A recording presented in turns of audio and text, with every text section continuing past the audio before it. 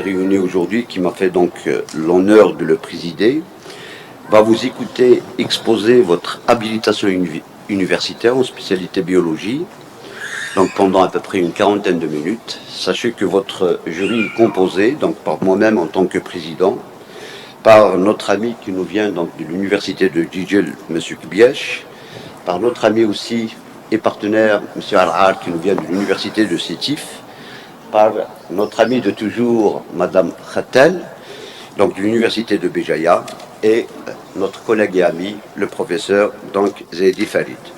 Sachez aussi que dans le jury, il y aura donc les rapporteurs donc, qui ont jugé et évalué votre travail, entre autres donc Mme Boultbach, donc de l'université de Béjaïa, notre ami qui nous a tellement aidé à une certaine époque, et ça nous fait plaisir de la revoir aujourd'hui, donc Mme Amelal et Mme Hamri, Mme Amelal donc, qui est de l'université de Boumerdas, et Mme Hamri qui va arriver dans quelques instants. Donc vous avez une quarantaine de minutes pour exposer l'essentiel de votre curriculum vitae universitaire. Merci. Vous avez la parole. Madame, Bismillahirrahmanirrahim. Monsieur le Président, Mesdames, Messieurs les membres du jury, honorable assistance, bonjour.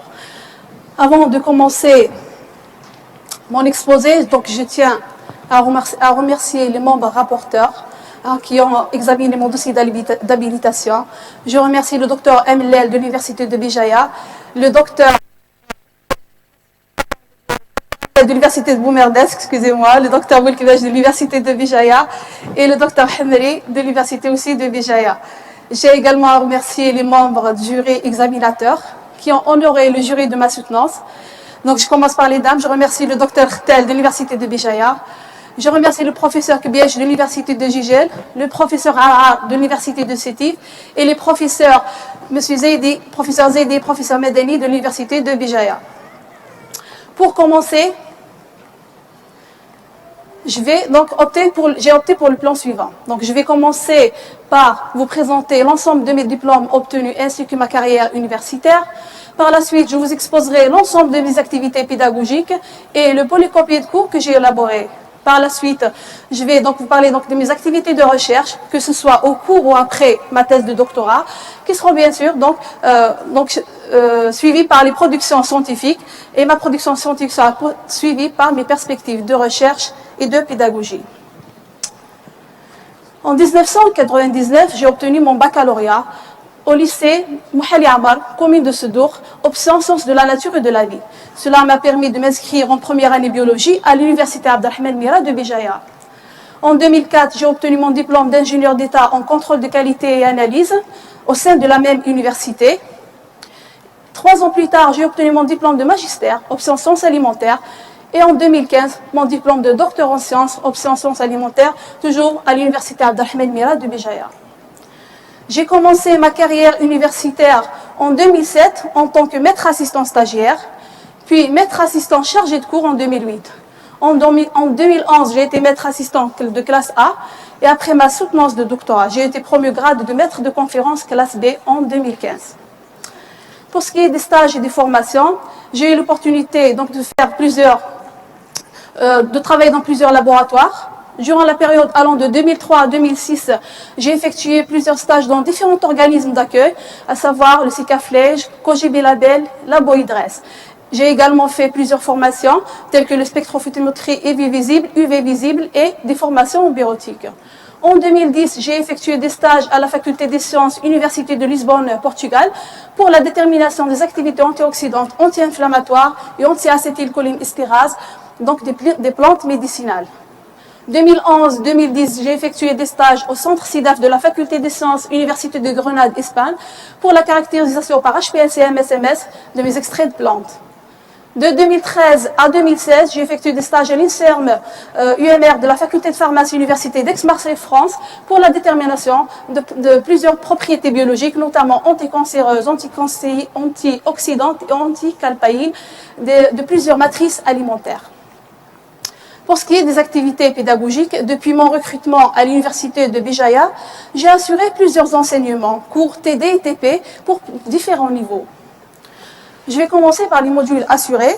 Donc j'ai assuré le module de conditionnement et emballage cours ETD pour les 5e années ingénieurs en sciences alimentaires, le module de génétique fondamentale cours ETD pour les premières années master biotechnologie pendant 8 ans, le module industrie du produit laitier et dérivés cours TD et TP pour les 3e années licence industrie laitière et corps gras, le module de technologie du corps gras cours TD et TP pour la même spécialité, le cours de maladie métabolique pour les premières années master pour les différentes spécialités, biotechnologie, sciences alimentaires, ISAM, alimentation, nutrition, bioprocédés et technologie alimentaire, industrie laitière et corps gras, qualité des produits et sécurité alimentaire, de 2012 à ce jour. J'ai également dispensé les cours de technologie des industries agroalimentaires, cours ETP pour les 3e années licence alimentation et nutrition, le module de préparation à l'employabilité, cours ETD pour les 3e années licence spécialité emballage et qualité et spécialité alimentation, nutrition et pathologie de 2014 à ce jour. Le module de nutrition et pathologie cours pour les 3e années licence alimentation, nutrition et pathologie de 2015 à ce jour. Et le module de production des corps gras cours ETP pour les premières années master sciences des corps gras de 2016 à ce jour. J'ai également assuré les travaux dirigés de biochimie générale pour les 2e années LMD et les TD de conservation et conditionnement des aliments pour les premières années master sciences alimentaires pour leur option bioprocédés, technologie alimentaire et industrie laitière et industrie des corps gras de 2016 à ce jour. J'ai également assuré les travaux pratiques d'analyse sensorielle pour les différents niveaux, 5e année ingénieur, contrôle de qualité et analyse, 3e année de ACQA, première année master industrie laitière et corps gras, 2e année master biotechnologie et sciences alimentaires. J'ai également assuré donc, les TP de biochimie générale pour les 2e années LMD, donc les TP de physiologie des micro-organismes pour les premières années master biotechnologie, les TP d'analyse microbiologique pour les premières années master industrie laitière et les TP de composition et analyse des aliments pour les 3e années licence ISAM et LCG. L'ensemble de ces enseignements m'ont permis d'élaborer un polycopier de cours à caractère pédagogique. Ce polycopier de cours est intitulé « Allergie et intolérance alimentaire » et il est réparti en 4 chapitres. Le premier est dédié aux allergies alimentaires, le deuxième aux intolérances alimentaires et le troisième concerne les diagnostics des allergies et des intolérances alimentaires. Bien sûr, après le diagnostic, il y a lieu de parler sur le traitement de ces allergies et des intolérances alimentaires. Donc, ce qui a été résumé dans le chapitre 4. Ce polycopier de cours s'adresse a priori aux étudiants de niveau master spécialisés dans les disciplines des sciences alimentaires. Pour ce qui est donc de l'encadrement, j'ai participé à l'encadrement de 12 projets de fin d'études, 6 mémoires en ingénieur d'État en contrôle de qualité et analyse, 1 en DEA ingénieur d'État en contrôle de qualité et analyse des aliments, 1 en master corps gras, 3 en master sciences des aliments et 1 en master bioprocédés et technologies alimentaires.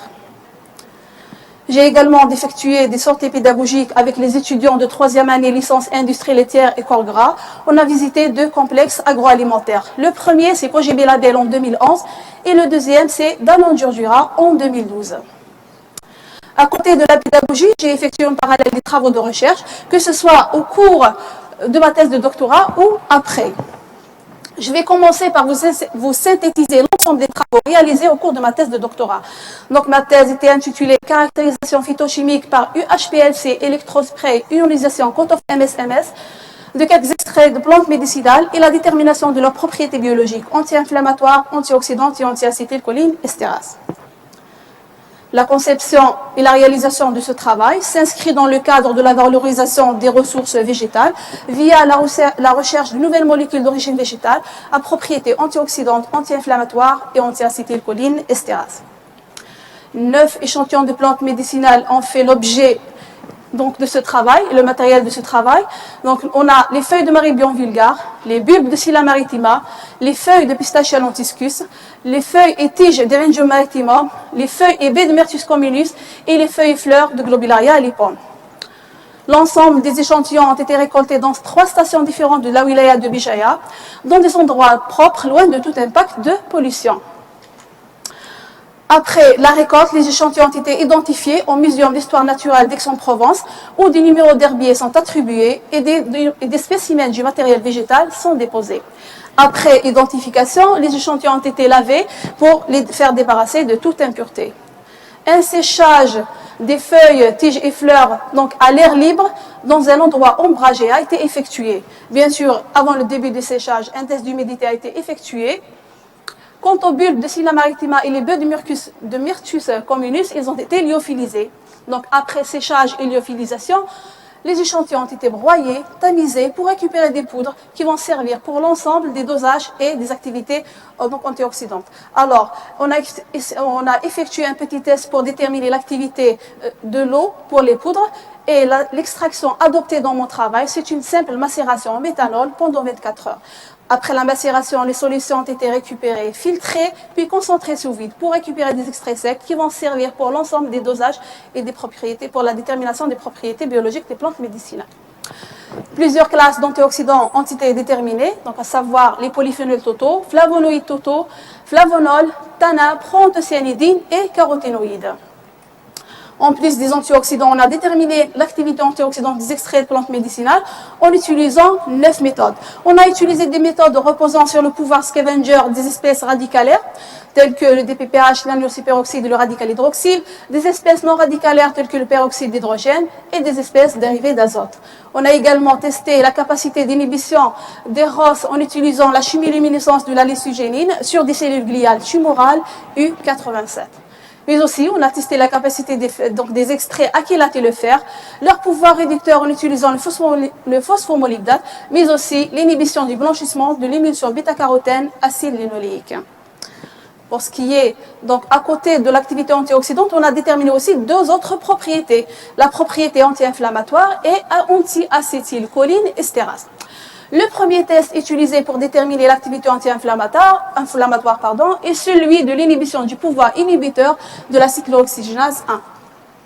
Le principe de cette technique est simple, il repose sur le suivi de la réaction d'oxydation du TMPD en présence des bis-andihydroperoxydes, qu'on appelle les prostaglandines G2. Ces derniers proviennent à leur tour suite à l'action de la cyclooxygénase sur l'acide arachidonique. Le deuxième test utilisé est celui de l'inhibition de la xanthine oxydase. Cette enzyme catalyse l'oxydation de l'hypoxanthine en xanthine et de la xanthine en acide urique. Cette molécule qui a un maximum d'absorption à 290 nanomètres et qui est responsable de la maladie de la goutte. Alors, la réaction d'oxydation de l'exanthine s'accompagne par la production d'espèces radicalaires telles que l'amylosperoxyde et le peroxyde d'hydrogène. La troisième propriété déterminée, c'est celle d'activité anti-acétylcholine estérase. Cette propriété est souvent déterminée et quantifiée par la méthode standard d'Hellman. Le principe de la méthode repose sur le clivage de l'acétylcholine en thiocholine et acétate. La thiocholine, via ses groupements SH, réagit avec le réactif DTMB pour donner un anion de coloration jaune et l'intensité de la coloration dépend de l'activité de l'acétylcholine estérase. Le quatrième point réalisé durant ma thèse de doctorat, c'était la caractérisation. Les extraits de plantes ont été caractérisés par l'une des techniques les plus performantes de l'analyse instrumentale, c'est la chromatographie liquide à ultra haute performance, couplée à un spectromètre de masse Microtov Q2. 3 extraits de plantes ont été identifiés. Alors, on a caractérisé les feuilles de Globularia alipum, les feuilles de Marybion vulgare et les feuilles de Pistachia lentiscus. Pour ce qui est de l'ensemble des résultats obtenus, on va commencer par l'activité de l'eau. Donc les valeurs obtenues sont très faibles et par conséquent, elles sont situées dans un intervalle où les vitesses de réaction de dégradation sont faibles. Mais aussi, on a constaté que l'activité de l'eau des feuilles elle est inférieure à celle des baies et des tiges. L'humidité varie de 50 à 76%, les résultats obtenus dépassent 50%, ce qui indique la richesse hydrique des plantes étudiées. Quant au rendement d'extraction, ce sont les baies de Myrtus communis et les feuilles de Globularia alipum qui ont donné les meilleurs rendements. Alors, compte tenu de l'espèce et de la partie de la plante qui sont parfois différentes, on peut dire que la composition chimique, la solubilité et les conditions climatiques s'avèrent parfois des facteurs primordiaux responsables de ces variations. Pour ce qui est des teneurs en antioxydants, on a constaté que les feuilles de Pistachia lentiscus et les feuilles de Myrtus communis renferment les teneurs les plus élevées pour tous les antioxydants déterminés. On a constaté aussi que les feuilles et fleurs de Globularia alipum sont riches en polyphénols totaux et que les fleurs sont plus riches par rapport à leurs feuilles. Les baies de Myrtus communis sont riches en tanins condensés, tandis que les feuilles de Marybion vulgare sont riches en tanins hydrolysables. Les feuilles d'Eryngium sont plus riches en tous les antioxydants déterminés par rapport à leurs tiges. Pour ce qui est des résultats de l'activité antioxydante, on a trouvé que Myrtus communis feuille inhibe fortement l'oxydation de la bêta-carotène, Eryngium tige présente un fort pouvoir chélateur de fer et Eryngium-Marittimum inhibe fortement le radical hydroxyle. Les radicaux d'EPPH et agnosyperoxyde sont fortement scavengés par les extraits de Myrtus communis et Pistacia lentiscus. Quant aux feuilles de Marybion vulgare, elles ont un fort pouvoir de neutralisation du peroxyde d'hydrogène. Le monoxyde d'azote aussi est aussi inhibé par les bulbes de Scilla maritima. L'ensemble des extraits ont montré une capacité de réduction du phosphomolybdate, ce qui indique une capacité antioxydante totale importante. Pour les résultats d'activité anti-inflammatoire et anti-acétylcholinestérase, on a trouvé que les fleurs de Globularia alliiforme et les feuilles de Marybion vulgare inhibent fortement l'activité de la cyclooxygénase 1. Quant aux feuilles de Myrtus communis, elles ont une très bonne capacité à inhiber l'activité de la xanthine oxydase, mais aussi celle de l'acétylcholinestérase. Cette enzyme est aussi réprimée par les feuilles de Pistacia lentiscus et les feuilles d'Eryngium-Marittimum. Pour ce qui est de la caractérisation, plusieurs métabolites secondaires ont été identifiés. On commence par l'extrait de Globularia alliiforme. 63 composés ont été identifiés au total. On a représenté en vert donc les différentes classes, le nombre de composés identifiés appartenant à différentes classes, et en jaune les composés identifiés pour la première fois. Donc je disais 63 composés sont identifiés et la majorité donc appartiennent aux iridoïdes et séco-iridoïdes. 14 phényléthanoïdes glycosides, 11 flavonoïdes et 14 autres composés polaires. Pour l'extrait de Marybion vulgare, 43 composés sont identifiés au total, dont la majorité sont des terpénoïdes. Pour l'extrait de Pistacia lentiscus, 43 aussi composés sont identifiés et la majorité appartiennent à la classe des flavonoïdes. Pour conclure ce travail, on peut dire que chaque plante est un réservoir potentiel de différents métabolites secondaires, que ce soit les flavonoïdes, les acides hydroxycinnamiques, iridoïdes ou terpénoïdes, ce qui justifie, témoigne leur activité antioxydante, anti-inflammatoire et anti-acétylcholinestérase. En guise de perspective pour ce travail, donc il serait intéressant de compléter la caractérisation des extraits qui restent, d'étudier aussi les composés identifiés donc par des essais in vitro et in vivo, mais aussi de comprendre surtout leur mode d'action. Ce travail a fait l'objet de publications internationales qui sont au nombre de 4, dans des revues scientifiques de renommée établies par un impact facteur positif. La première, elle est parue dans le journal of Industrial Crops and Products et qui tourne autour de l'activité anti-inflammatoire et anti-acétylcholinestérase des plantes médicinales. La deuxième, elle est parue dans le journal Phytochemical Analysis, qui porte sur la caractérisation des feuilles de Globularia alliiforme. La troisième, dans le journal Industrial Crops and Products, qui tourne aussi sur la caractérisation des feuilles de Marybion vulgare, ainsi que leurs propriétés antioxydantes et composition biochimique. Le quatrième, il est paru dans le journal of Pharmaceutical and Biomedical Analysis, et aussi, donc, il comporte la caractérisation des extraits issus des feuilles de Pistacia lentiscus. Pour ce qui est des travaux hors thèse, donc ma curiosité scientifique m'a amené à travailler sur plusieurs matrices alimentaires. Et la première matrice sur laquelle je vais commencer, c'est les fruits secs. Donc je me suis intéressée à leur composition biochimique et leur activité donc biologique, notamment anticalpaïne et anticancéreuse.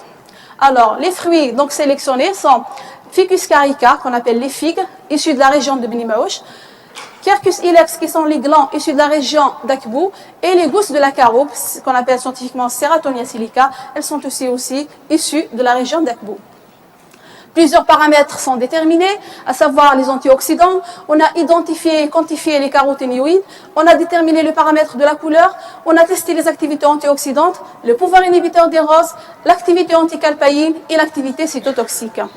Pour ce qui est de l'ensemble des résultats obtenus, on a déterminé que Ficus carica, qui sont les figues, ils sont riches en proanthocyanidine, tandis que Serratonia silica, qui sont les gousses de la caroube, elles renferment des teneurs très élevées en flavonol et acide ascorbique. Tandis que Quercus ilex, qui sont les glands, donc ils renferment les teneurs les plus élevées en polyphénol totaux, flavonoïdes et orthodiphénol. La caractérisation des caroténoïdes a permis d'identifier 3 composés dans l'extrait de Ficus carica, 12 composés dans l'extrait de Serratonia silica et 3 composés dans l'extrait de Quercus ilex. Donc on peut dire que les gousses de la caroube sont très riches en caroténoïdes et la phéophytine et ses dérivés sont les composés majoritaires. On a constaté aussi que la bêta-carotène était présente dans les 3 échantillons analysés. Pour ce qui est des paramètres de la couleur, on a constaté qu'il existe des différences significatives entre les différents paramètres de la couleur syllabe. D'ailleurs, leur représentation schématique sur le diagramme de la couleur a montré que les points sont tous situés dans le premier quadrant donc, du diagramme de la couleur, c'est-à-dire les valeurs positives de A et B, et que les points donc, renvoyant donc, à l'extrait de Ficus carica sont dispersés. Alors ce qui indique qu'il y a une variabilité en composition des pigments. D'ailleurs, ce qui va être confirmé plus tard. Donc pour ce qui est des activités antioxydantes, les extraits de Quercus ilex et Ceratonia silica ont montré donc, de forts pouvoirs scavenger vis-à-vis des radicaux DPPH et ABTS. Les extraits aussi ont montré une forte inhibition de l'anion superoxyde, du monoxyde d'azote, mais aussi une très bonne affinité vis-à-vis donc, de l'anion superoxyde. Quant au radical hydroxyle, il est fortement réprimé par l'extrait de Quercus ilex. Tous les échantillons ont montré un fort pouvoir réducteur, et ce sont les figues qui ont montré le meilleur pouvoir réducteur avec le test phosphomolybdate. Quercus ilex, qui sont les glandes, donc ont montré un meilleur pouvoir réducteur avec le FRAP et la méthode de ferrocyanure de potassium. Ces deux extraits aussi ont montré une très bonne capacité de chélation de fer et de neutralisation du peroxyde d'hydrogène. Quant à l'activité anti-xanthine oxydase, donc on a démontré qu'à une concentration de 250 microgrammes par millilitre, les glands inhibent jusqu'à 89% l'activité de cette enzyme. D'ailleurs, c'est une capacité qui dépasse celle même de l'allopurinol, qui est un inhibiteur utilisé pour le traitement de la maladie de la goutte. Quant au ROS, tous les échantillons ont inhibé la chimiluminescence de la leucigénine et par conséquent, ils ont inhibé la production des ROS. Pour ce qui est de l'activité des calpaïnes, après 2 heures d'incubation, les échantillons ont présenté plus de 50% d'inhibition de l'activité de cette enzyme. Avec le test de cytotoxicité, donc les extraits de Quercus et Ceratonia silica ont réduit la viabilité cellulaire d'une manière dose-dépendante, et c'est l'extrait de Quercus ilex qui a montré la meilleure activité cytotoxique.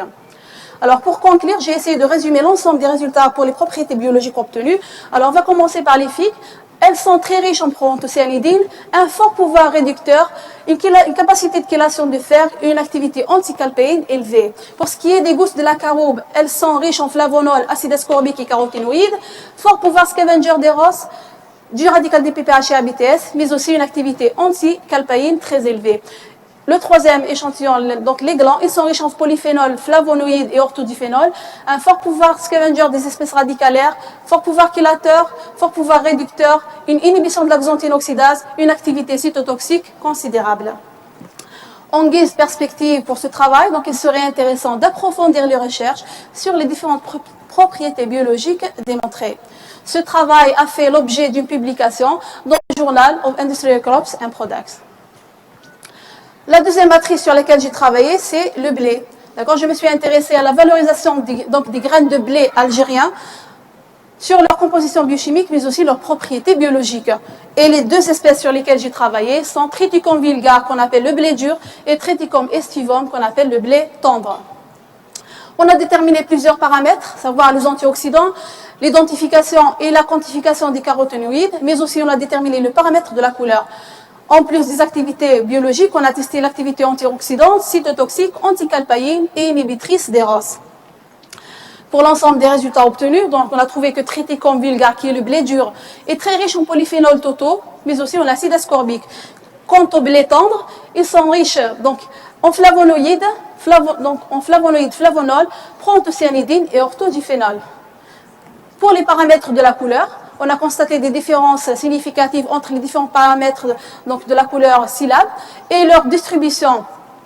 Donc sur l'espace du diagramme de la couleur a montré que les points qui renvoient donc à l'échantillon sont superposés, ce qui indique que la composition en pigments elle est probablement similaire. D'ailleurs, ce qui va être confirmé juste après avec l'identification des caroténoïdes, où on a identifié 7 composés pour l'extrait de Triticum aestivum, qui est le blé tendre, et 11 composés dans le blé dur. Alors, mis à part la lutéine et époxyde, tous les composés sont retrouvés dans les deux espèces. D'ailleurs, ce qui confirme les résultats de la couleur. Pour ce qui est des résultats d'activité antioxydante, l'ensemble des résultats sont résumés dans ce tableau. On peut dire que Triticum aestivum, qui est le blé tendre, est efficace contre le DPPH. Il présente un très fort pouvoir réducteur. Tandis que Triticum vulgare, qui est le blé dur, il chélate le fer et réduit le monoxyde d'azote. Pour ce qui est de l'activité des ROS, Triticum aestivum a un fort pouvoir scavenger des ROS, tandis que Triticum vulgare est presque inactive, soit en variant la concentration ou la durée d'incubation. Ce résultat aussi il a été confirmé par les différents résultats obtenus pour les différentes techniques de dosage des antioxydants. Pour ce qui est de la xanthine antioxydase, Donc, les espèces Triticum inhibent l'axanthine oxydase d'une manière dose dépendante. Et c'est l'extrait de Triticum aestivum à 500 mg qui était très efficace, même son efficacité dépasse celle de la lopurinol. Pour le test MTT, alors Triticum vulgare a une concentration de 1000 microgrammes par millilitre. Il a réduit la viabilité cellulaire jusqu'à 80%.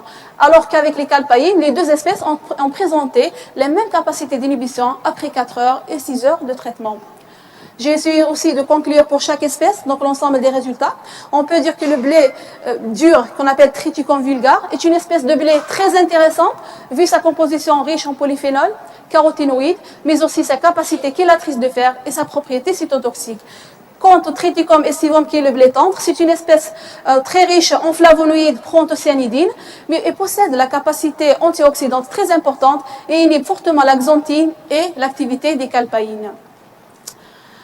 En guise de perspective, il serait aussi intéressant de valoriser ces deux espèces de blé algérien en boostant le travail sur les différentes propriétés biologiques démontrées. Ce travail aussi a fait l'objet d'une publication dans le Journal of Cereal Science sur les différentes propriétés biologiques démontrées de ces deux blés. La troisième matrice utilisée, c'est le pollen. Donc, le produit est donc récolté par les abeilles. Donc, je me suis intéressée à l'ensemble de ces propriétés biologiques. 8 échantillons de pollen donc, sont étudiés. Ils ont été récoltés de différentes régions d'Algérie, notamment la région de Béjaïa. Plusieurs paramètres sont identifiés, à savoir les propriétés physico-chimiques, l'humidité, l'activité de l'eau, le Brix, le taux de cendre, la couleur et les protéines. On a aussi déterminé l'analyse pollinique pour savoir l'origine botanique donc, de ces grains de pollen, mais aussi les composés bioactifs, l'activité antioxydante en utilisant des tests reposant sur le pouvoir scavenger ou bien des tests reposant sur le pouvoir réducteur, et l'activité anticancéreuse en utilisant le test MTT et le test d'inhibition d'adhésion sur des matrices protéiques.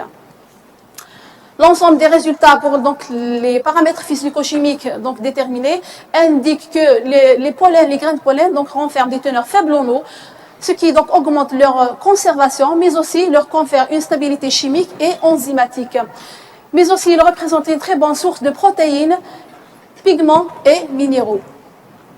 L'analyse pollinique, qui consiste bien sûr en une simple observation des grains de pollen sous microscope optique, et bien sûr après leur fixation avec la gélatine glycérinée, a montré que les pollens analysés sont d'origine multiflorale. Et ces photographies donc, indiquent les formes des grains de pollen caractéristiques de chaque famille identifiée. Pour ce qui est des composés bioactifs, les pollens sont riches en polyphénol, ils renferment des flavonoïdes, la moitié d'entre eux sont riches en proanthocyanidines et contiennent aussi des caroténoïdes, notamment le pollen P8. Pour ce qui est des activités antioxydantes, les pollens ont montré aussi des capacités scavenging, mais aussi réductrices, notamment le pollen P1, P2 et le pollen P6. Quant aux activités antiocancéreuses, tous les extraits ont exercé une activité cytotoxique et à une concentration de 250 microgrammes, si on compare avec le contrôle. Donc les pollens P2 et P8 ont réduit l'activité proliférative jusqu'à 40%. Le pollen P6 donc, a réduit la prolifération jusqu'à 36% et la meilleure activité antiproliférative a été obtenue avec le pollen P7 où l'activité antiproliférative était de 27%. Pour ce qui est du test d'adhésion sur des matrices protéiques, on a constaté qu'avec les deux matrices vitronectine et fibronectine, il y a une faible inhibition. Quant au collagène 1, on a obtenu 50% d'inhibition d'adhésion. Pour conclure ce travail, on peut dire que les pollens analysés, de par leur teneur en protéines et minéraux, ils représentent une source importante de polyphénol et caroténoïdes. Ils sont dotés de plusieurs propriétés antioxydantes, cytotoxiques et inhibitrices d'adhésion sur le collagène 1. En perspective, donc, c'est de voir la possibilité d'introduire ce pollen dans les différentes préparations alimentaires afin de les préserver et d'améliorer leur valeur nutritionnelle. Mais aussi de créer une banque de données numérisées et photographiées des pollens d'Algérie à travers la confection de lames de référence. Le quatrième produit donc étudié, c'est le pollen, puisque je me suis intéressée, donc c'est le miel, puisque je me suis intéressée au pollen, donc je me suis dit pourquoi pas travailler sur le miel, sur les propriétés biologiques et la composition du miel. Et d'ailleurs aussi ce travail rentre dans le cadre d'un projet Knépreux, auquel donc j'ai été membre. Alors 20 échantillons de miel ont été analysés. Plusieurs paramètres ont été déterminés. Les propriétés physico-chimiques, analyse pollinique, composés phénoliques, activité antioxydante et activité antiproliférative. Pour ce qui est des paramètres physico-chimiques, les résultats obtenus ont montré que l'humidité est inférieure à 20%, ce qui indique que les miels sont mûrs. Le Brix dépasse les 65%, ce qui indique que les miels sont conformes aux normes de Codex Alimentarius. Les pH des miels sont acides, c'est une caractéristique des miels de fleurs, mais aussi ils sont riches en acide organique. La couleur, elle est variable selon donc la composition en pigments. La proline dépasse les 180 mg par kilogramme, ce qui indique que les miels sont mûrs et non falsifiés. Quant à l'hydroxyméthylfurfural, il est inférieur à 40 mg par kilogramme, ce qui indique que les miels sont frais. Pour ce qui est de l'analyse pollinique, l'ensemble des résultats obtenus ont montré que la moitié des échantillons sont d'origine multiflorale et 4 sont d'origine eucalyptus. Pour ce qui est des teneurs en polyphénol, on a constaté que les miels M19, M20 et M11 sont très riches en polyphénol totaux, flavonoïdes et proanthocyanidines. Pour ce qui est de l'activité antioxydante, les miels M9, 11, 14, 19 et 20 ont montré les meilleures capacités scavenging des radicaux libres, mais aussi la meilleure capacité réductrice. Pour ce qui est du test de l'activité antiproliférative, tous les extraits de miel ont inhibé la prolifération cellulaire et que cette prolifération est dose dépendante, mais aussi à une concentration de 100 microgrammes par millilitre, la prolifération a été fortement réprimée par la présence des miels M2 et des miels M9 jusqu'à M14. Pour conclure ce travail, on peut dire que les miels analysés sont mûrs, frais et conformes aux normes. On peut dire aussi que la moitié sont d'origine multiflorale et présentent une composition biochimique variable. Les miels contiennent différentes composés phénoliques, ce qui contribue probablement à leurs propriétés antioxydantes et propriétés antiprolifératives. En perspective, il serait donc intéressant de réaliser des essais sur l'effet cicatrisant du miel, mais aussi d'identifier et d'isoler les molécules à activité anticancéreuse. Un travail sur le profil phénolique des miels algériens a été aussi réalisé et publié dans le journal LWT Food Science and Technology. Le cinquième thème tourne autour de l'activité, la détermination de l'activité anticancéreuse des extraits de plantes. En fait, ce travail, c'est une suite de mon travail de la thèse de doctorat. Et les matrices végétales utilisées sont les mêmes. D'accord ? J'ai utilisé les mêmes plantes et j'ai travaillé sur deux lignées cellulaires. Les HT1080 dérivant d'un fibrosarcome et les U87 qui dérivent d'un gliosarcome. Les tests d'activité anticancéreuse réalisés sont le test de prolifération, le test d'adhésion sur matrice protéique, à savoir le collagène 1, collagène 4, fibronectine, vitronectine, l'aminine, fibronogène et la L-lysine. J'ai également testé donc, la cytotoxicité, mais aussi le test de migration par vidéomicroscopie. Ce travail est en cours et les résultats obtenus jusqu'au jour d'aujourd'hui sont prometteurs et ouvrent la voie vers la détermination d'agents anticancéreux à base de plantes médicinales. Pour ce qui est de ma contribution dans les projets nationaux, j'ai contribué notamment au projet CNEPRE, où j'étais membre de recherche en tant qu'attaché de recherche, j'ai été membre dans deux projets. Le premier est intitulé « Caractérisation des substances actives d'espèces du genre Fumaria et étude des activités biologiques in vitro et in vivo ». C'est un projet qui est achevé. Le deuxième est intitulé « Activité antioxydante et antibactérienne des polyphénols extraits de plantes médicinales de l'Afrique du Nord ». C'est aussi un projet qui est achevé. J'ai également contribué dans un projet en tant que chargé de recherche. Ce projet est intitulé « Caractéristiques physico-chimiques et propriétés biologiques des miels algériens ». C'est un projet qui est en cours. Et on a proposé aussi un autre projet qui porte sur les valeurs nutritionnelles, effets cicatrisants et activités antimicrobiennes, anti-inflammatoires et anticancéreuses des miels algériens. Pour ce qui est de ma production scientifique, donc l'ensemble des communications nationales et internationales que j'ai réalisées sont au nombre de 16, 10 communications nationales et 6 communications internationales. Pour ce qui est des publications internationales, j'ai réalisé 4 publications au cours de ma thèse de doctorat. Et mes publications après et hors thèse sont au nombre de 3. La première, elle est parue dans le journal Industrial Crops and Products qui porte sur les propriétés biologiques des fruits secs étudiés.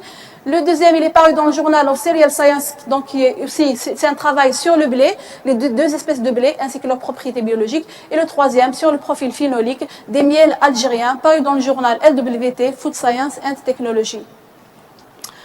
J'ai également 2 conférences papers qui portent sur la caractérisation des extraits de Globularia alipum et de Maribium vulga. Alors l'ensemble de ces résultats ouvre la voie vers plusieurs perspectives, notamment dans la recherche ou bien dans l'enseignement. Je vais commencer par mes perspectives de recherche. Donc, mes perspectives seraient de poursuivre et d'approfondir les travaux de recherche sur les différentes matrices étudiées, d'évaluer surtout in vivo leurs propriétés biologiques, notamment celles liées au traitement des cancers, mais aussi de participer à la conception de projets nationaux et pourquoi pas internationaux. Pour ce qui est de mes perspectives de pédagogie, c'est d'encadrer des étudiants au master et d'appréhender les nouvelles questions de recherche, mais aussi d'élaborer de nouveaux polycopiés de cours à caractère pédagogique. Avant de vous rendre la parole, Monsieur le Président, je tiens à remercier vivement les membres du laboratoire 3BS, que ce soit les chercheurs, ingénieurs, doctorants ou bien étudiants, et particulièrement vous, professeur Medeli. Je remercie également les membres de la faculté des sciences de la nature et de la vie, à leur tête le doyen, la vice-doyenne chargée de la post-graduation, mademoiselle Bendeli, le staff administratif, l'ensemble des enseignants de la faculté SMV et surtout les enseignants de mon département des sciences alimentaires. Je n'oublierai pas aussi de remercier les directeurs des laboratoires étrangers chez lesquels j'ai effectué des stages, à leur tête le professeur Maria Eduarda Machado de Araújo de l'Université de Lisbonne au Portugal, le professeur Antonio Chagura Carretero de l'Université de Grenade, Espagne, et le docteur Ibrahim Mohamed Abourida du Centre de recherche Nablus-Palestine, et le professeur José Luis de l'Université d'Aix-Marseille, France. Et je tiens à rendre un très grand hommage à Naïcha, notre grand-mère, la grand-mère de mes enfants et la grand-mère de mon mari et l'arrière-grand-mère de mes enfants, qui nous a quittés il y a quelques jours, plus exactement en ce 20 juin 2017. Elle était présente lors de ma soutenance de doctorat et j'ai tenu pour qu'elle soit présente aujourd'hui avec nous dans ma soutenance d'habilitation. Que Dieu le Tout-Puissant l'accueille en son vaste paradis. Sur ce, s'achève mon exposé et je vous remercie pour votre aimable attention et je vous rends la parole, Monsieur le